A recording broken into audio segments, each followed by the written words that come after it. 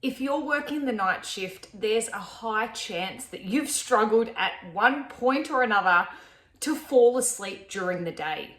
But I bet you are making the situation a lot harder and a lot more stressful than what it needs to be. So let me give you a couple of tips on what not to do when sleeping on night shift. The first thing we need to stop doing is lying in bed for hours on end thinking that sleep will just come. It won't. This is not a very successful sleep strategy. If you've been laying there for 20 to 30 minutes and you still can't go to sleep, your brain starts to disassociate sleeping and your bedroom. And this isn't very good. We need to reset this connection by firstly getting out of bed and secondly doing an activity that's really boring that puts you to sleep. The tasks or activities that work really well for me is reading my book whilst lying or sitting on the couch or in my favorite chair, but not in my bed.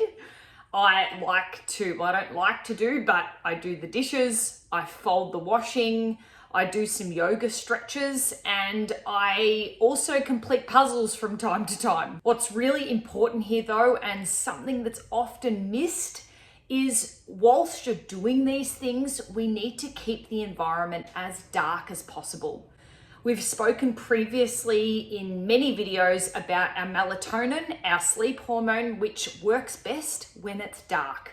When it detects any sort of light, it wakes up and thinks we're ready to start the day, which we're absolutely not. So where you can, close the blinds, maybe light a candle or turn on a really dim light that you can put in the room that you're working. Also, don't forget to slide on your pair of blue light blocking glasses to keep your melatonin happy. As you can see, I'm a huge fan of these glasses and think they can really, really help night shift workers. These are my brand new pair from Swanwick Sleep. Love the color. The lenses are a little bit bigger than what I'm used to, but I highly recommend them. I'll leave links to all these glasses in the description below this video. If it's been 30 minutes or longer and you're still staring at the ceiling and you do intend to get up, avoid three things.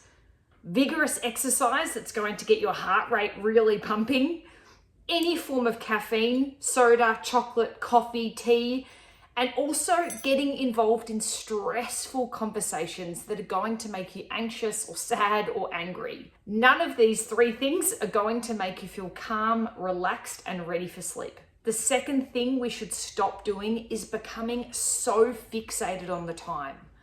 I know that I've just spoken about 30 minutes should be our threshold, that if we reach this point, we need to get up and do something else, which that's great, but try not to become obsessed about it. If it's been 20 minutes and you still can't fall asleep, you're probably going to spend the next 10 minutes worrying that you've only got 10 minutes. So this may look different for you in terms of how you overcome not getting fixated, but it could be that you charge your phone outside your room, or you literally turn your alarm clock so it faces the wall so you don't look at it every time you roll over. We need to be positive when we get into bed and think to ourselves, we are actually going to go to sleep and it is going to happen for us. If we're constantly fixated on the time and these negative thoughts that it's not going to happen, it probably won't. This clear and confident approach can also be taken if you are trying to nap before a night shift. If you're facing this dilemma, I highly recommend you check out this video next. If you enjoyed this video, please give us a thumbs up and consider subscribing to the channel, and we'll see you at the next one.